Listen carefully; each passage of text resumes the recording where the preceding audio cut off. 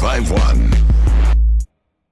Enjoy your weekend. Be safe. We will do it all again on Monday because that's what we do. This has been the Freddie Coleman Show on the mighty ESPN Radio. Take care. God bless. And as always, keep cool. Shout out EmEz and tune in to the Sitdown. Another example of how easy does, easy does, easy does, easy does, easy does.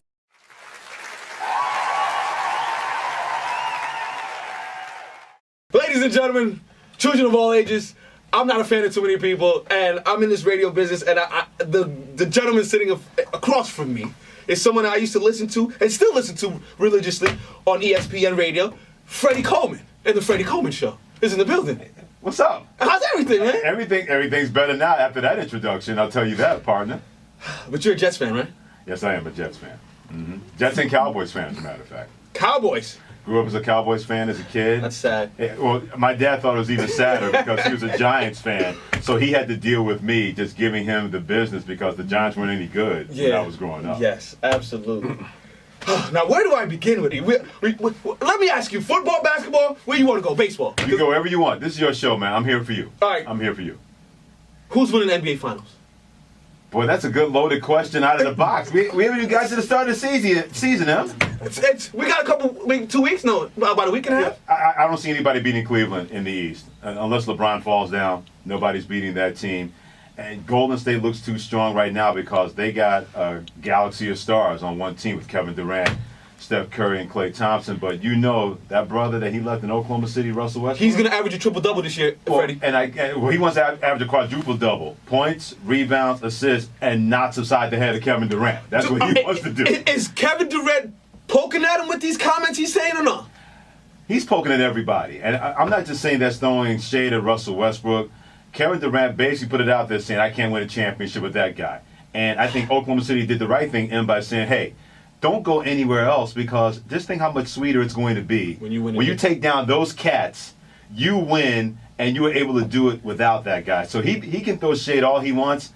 You got to get out there and get it done because you know Russell Westbrook's coming. Oh, he's a beast. And I don't think Kevin Durant is built to be the villain.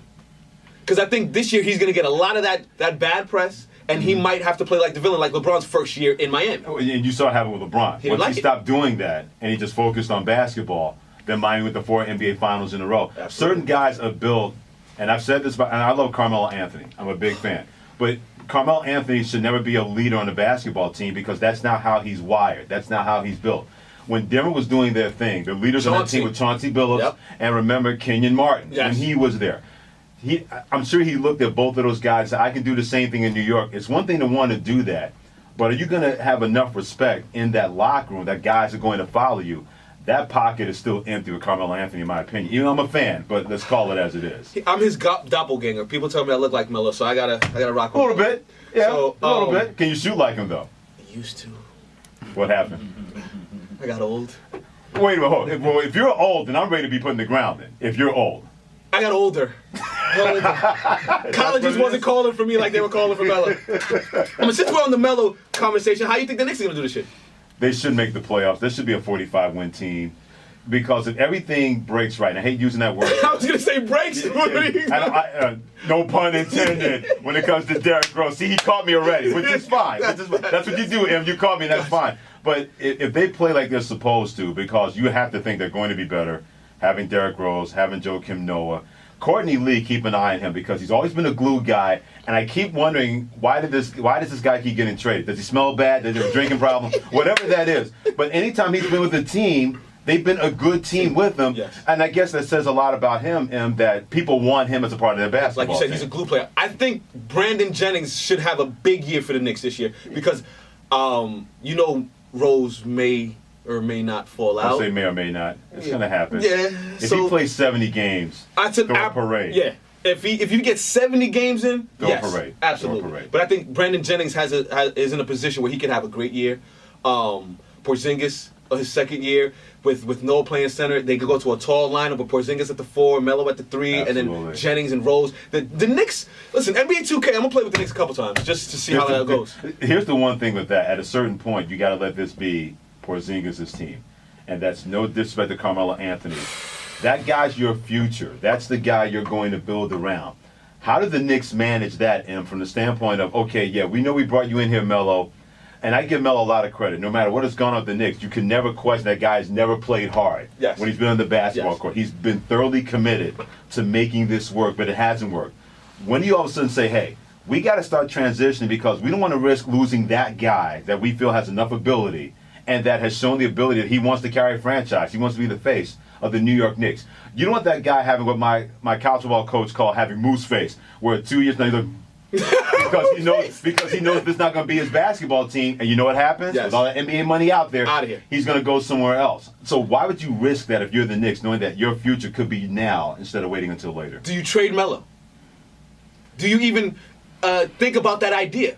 Because as Melo, do I want to take a backseat to a kid that may or may not be the future? Well, then, because I'm now. That's fair, and you're going to have to do that if you're the Knicks, because at a certain point, how long is the shelf life for Carmelo Anthony? Because you're going to have to believe that he's going to have to be frustrated. The Knicks aren't where he feels they should be.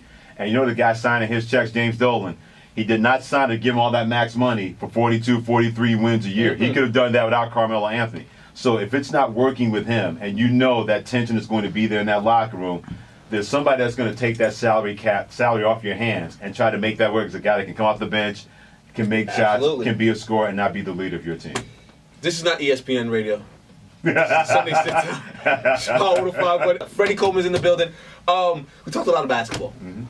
I'm a Giants fan. Yeah. Odell Beckham out of control? No. He's 23 years of age. Eli Manning threw him under the bus? Oh, everybody did. Eli Manning wasn't the only one. So Giants aren't handling him right? No, they're handling him fine because I think he needed some humility. And what I mean by that is Odell Beckham Jr., and we saw it when he had the big game against the Baltimore Ravens. He just went out and played football. He doesn't have to make every catch trying to be the SportsCenter highlight or trying to make everybody's and one mixtape. Just go out and play ball. Because when he did that his first year, he made great catches out of necessity. Because he had no business making those kind of catches, but he did it because he had no choice. It seemed to me that every time he went out there, he was trying to put on a show. You know how you put on a show? You bust dudes in the mouth for 8 catches, $198, and 2 touchdowns. You know what kind of show you put on then? Because, God, man, what did he do? Did he have to make this one-handed catch? No, he's like, man, he was busting out behind, and there was nothing we could do about that. That may have been the best thing for him because maybe he had to dial it back a little bit and say, man, when I was doing my thing, no one could guard me. Now I'm letting all this nonsense get in my head. I'm letting all these guys get in my head. And Eli Manning and the Giants threw him under the bus for the right reasons, in my opinion, not the wrong reason. Yeah, because you need that guy. You need his focus. Odell Beckham Jr. lost focus. You can't allow the Vikings are a great defense. Yeah, see, that's what my point was. The game that it happened was against arguably the best defense in the league. But he allowed them to get in his skin early on because the guy bumped him out of bounds, and he was haywire after that. Yeah. You need that guy because when he's right, Cruz is right. Shepard is right. Your quarterback is right. Your defense is right. When that guy is wrong, and it was a big pile of wrong. Everybody was. So the Giants said, look, do we let this guy believe he has that much power in this organization that we have to cater to him? You can't do that when that guy's 23 years of age, and you need that guy to be your best player in your football team. All right, Colin Kaepernick. Freddie, we won't be here for a minute, man. I mean, listen, I'm enjoying this. I'm strapped so am I, man. We're going to have a little time. Colin Kaepernick, talk to me. I didn't like what he did with the flag in terms of sitting down. Okay. But he did it for all the right reasons because I think what's been lost is that people didn't read what he was saying. He also put his money where his mouth was because a lot of guys talk it. They're raising the fist. And then the pressure comes? Yeah, then the pressure comes and the press comes and all of a sudden they disappear. Guys get real funny when they have that soapbox. Right. Guys get real funny when they got to put actions with their words. He put his words out there after the actions that he did. And I respect the American flag. I respect his right that he feels that way. I wish he could have done it a different way. If he had knelt, then I don't think we have this whole cause celeb when it comes with him. But then he put his money where his mouth was, $1 million, to donate to charities so we can find a way to have unity and find a way to come together. And people forget that he said in his statement, when I see things are changing where we can come together, then you know what? I'm going to stop doing this. But until I see that, then why am I going to stop doing it? Instead of people listening to that and saying, okay, what can we do where if I'm East and they're West, how can we find a way to Midwest? Instead, well, he's an un-American. Yeah. He's unpatriotic. There are a lot of people criticized that have done more unpatriotic things Talk against to him, stuff in Freddie. this country, and you're worried about what a football player did when it comes to the national anthem, when it comes to the American flag. Like I said, that's not something I would have done. But I respect his right that he felt that, you know what, there are a lot of things going on that I don't like in this country that I love. I'm not wanting to go to Canada. You can't send me away.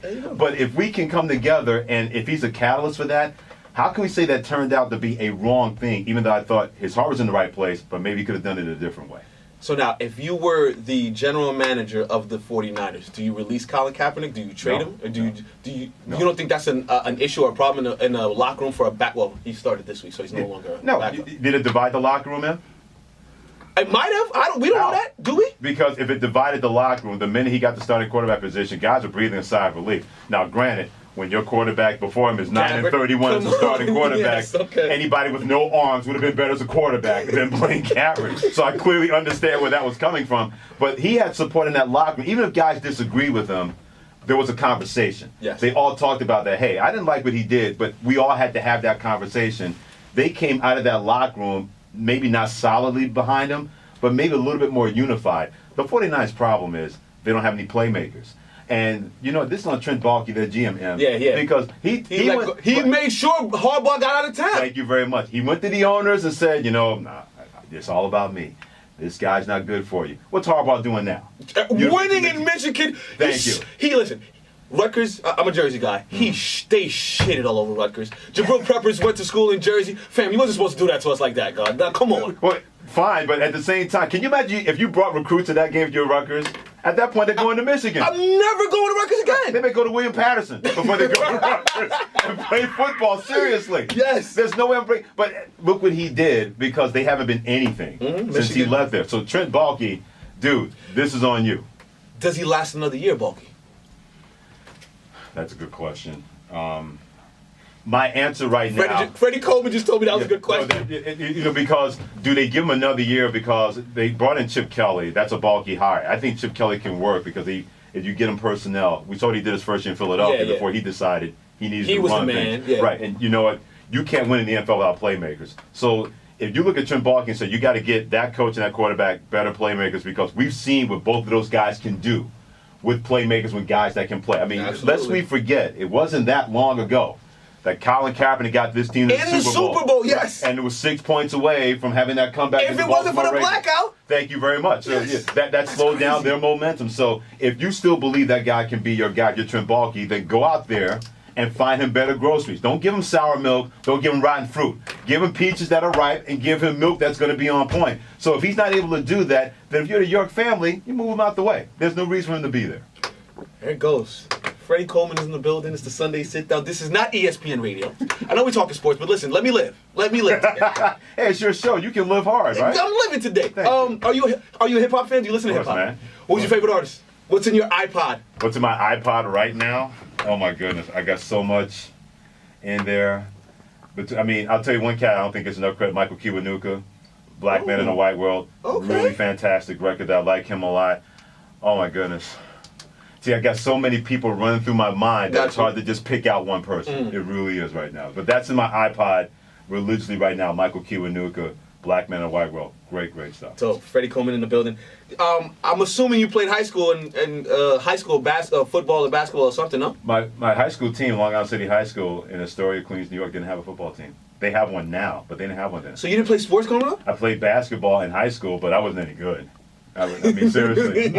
I'll be up front. I wasn't any good. I wound up playing football in college, but I went to Long Island City High School. It had cats like Eugene Waldron and Vic Fleming. There was no way I was making that team. And if I made that team like I did, there was no burn coming my way, and I was good with that, believe me.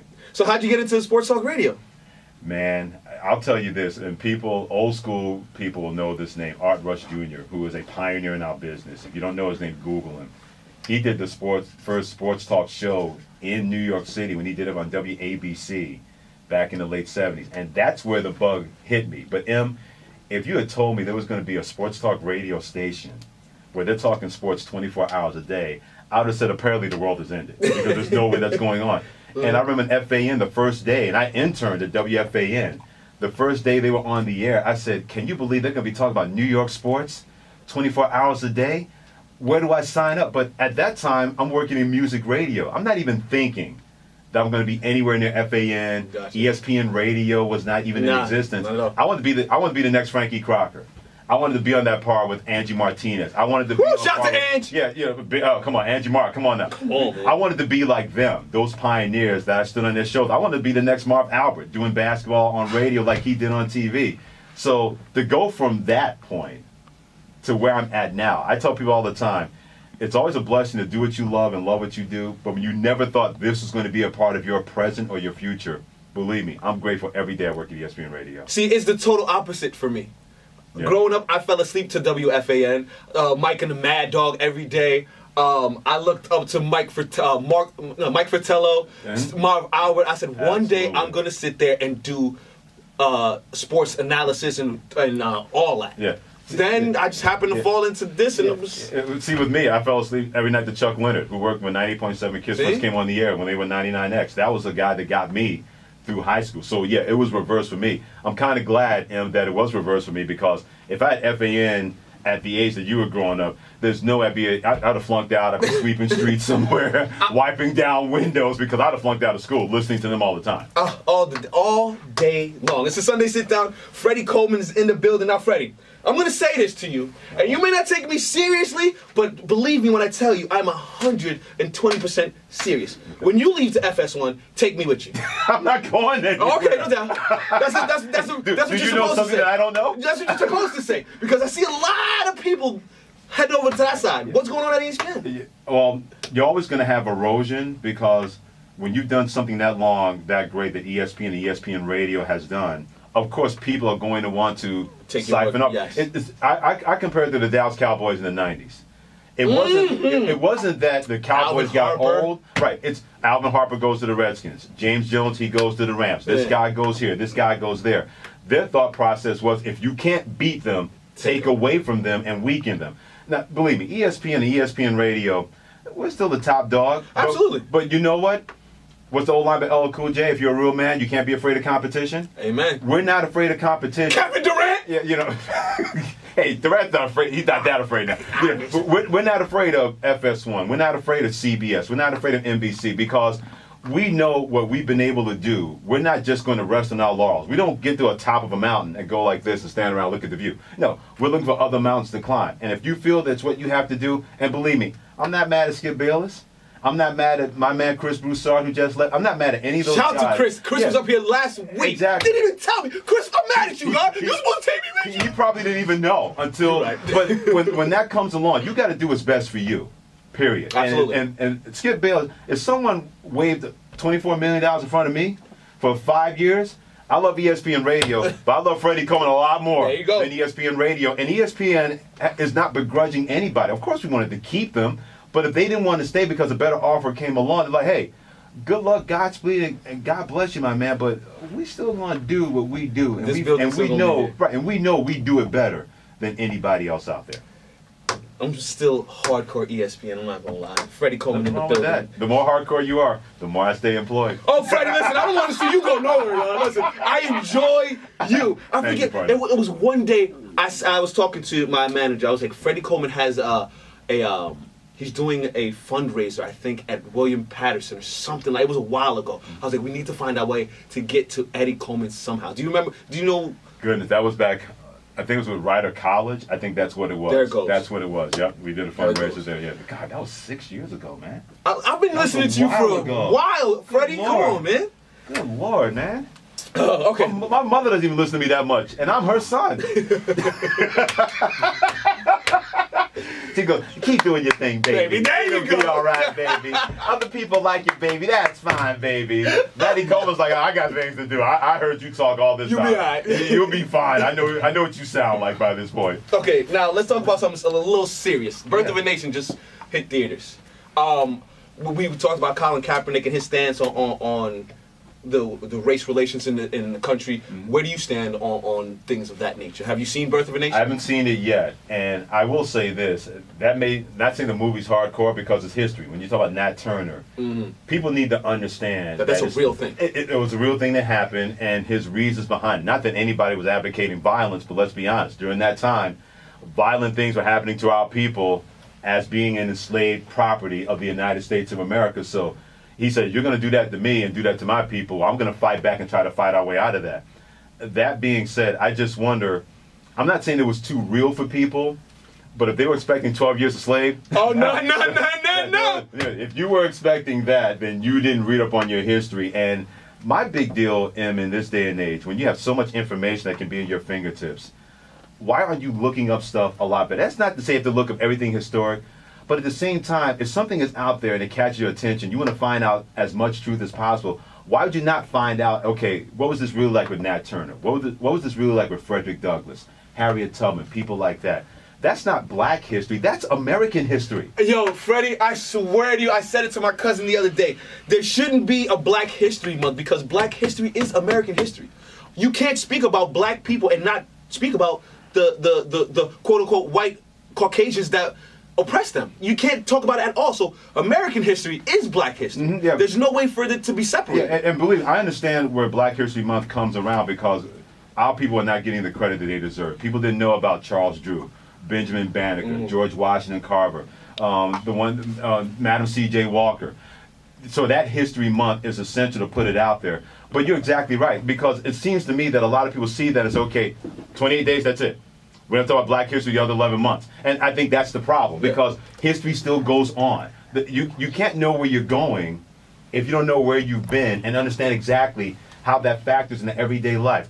Our influences are everywhere, in music, in dance, in television, in movies. 28 days does not do justice to our people. It wouldn't do justice to anybody. I mean, you couldn't have Italian month for 28 days. That's not doing justice. You couldn't have Freddie Coleman month for 28 days. Well, yeah, if you had it for 28 minutes, that's probably more. That's probably more than enough. That's probably more. 28 minutes. All right, that's enough of that. No, Freddie, we can go a whole month with you. So don't do that. You're accomplished out here. This is Sunday Sit Down, Freddie Coleman.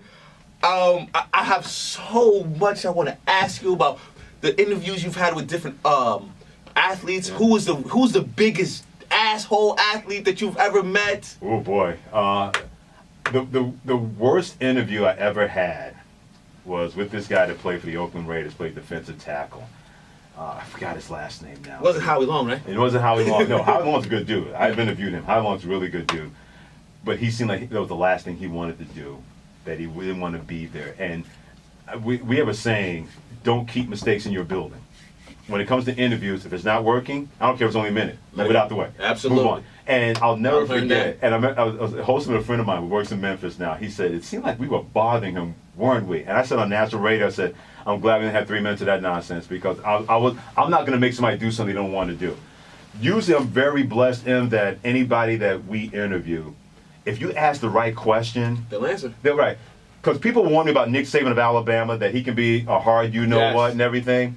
And I walked right up to him. I said, Coach Saban, I promise you, in this interview, I won't ask you anything about Auburn football. And he did just like this. He just went, and he smirked, because I'm sure he hears that all the damn time. Yes. So the first question I threw at him, I said, I always hear about the process. Everything's centered in the process. I'm not in the Alabama room. What is it like having that process? And he lit up at that standpoint. And then I'm asking him about where he goes on vacation. He's a soul music fan. I mean, he knows Temptations. He knows the stats. Nick Saban. I said, don't do that to me, Freddie. I said the same thing. He is a huge soul music fan. And Nick and he said, Saban. But he said he kind of likes the fact that he keeps that to himself, because I like my professional life is here. My private life is here. He said, but Freddie, I don't mind talking about it with you, because he opened up. I wasn't giving him the same old. That's the one thing I've learned. You can have the biggest one on the face of the earth, but if you get something to them where they can get really personal and they light up, you'd be amazed how that ice just melts with people. Seriously. But that's the only one. He used to play with Oakland Raiders. I'm not going to dime him out. Lucky for him, I forgot his name. Lucky for him, I forgot his name. Oh, this, I'm going to say, was one of my most enjoyable interviews. Freddie, thank you. My pleasure, my man. If you ever want to come back, you're more than welcome. Let me know, man, seriously. I mean, I love doing stuff like this. Cats like you who get a chance, can't forget about the basketball. We got our basketball event coming up for the King Foundation. The charity game, yes. The King charity game. We're going to have it at the Westchester County Center. That's going to happen on October 29th on a Saturday at 2 o'clock Eastern Time. If you want to see me get my behind busted, come on out to the Westchester County Center, 2 o'clock on that Saturday. We had a great time last year doing at Mount Vernon High School, where Isaiah Thomas was there, Kerry Kittles was there. one of my favorites of all time. You know, people hanging out with us and everything. So you want to be a part of a great event for King. It's all about empowering brothers, empowering people through life and through Christ. Hang out with us at 2 o'clock Eastern Time, Westchester County Center, less than 2 weeks from now, Saturday, October 29th. Freddie, thank you.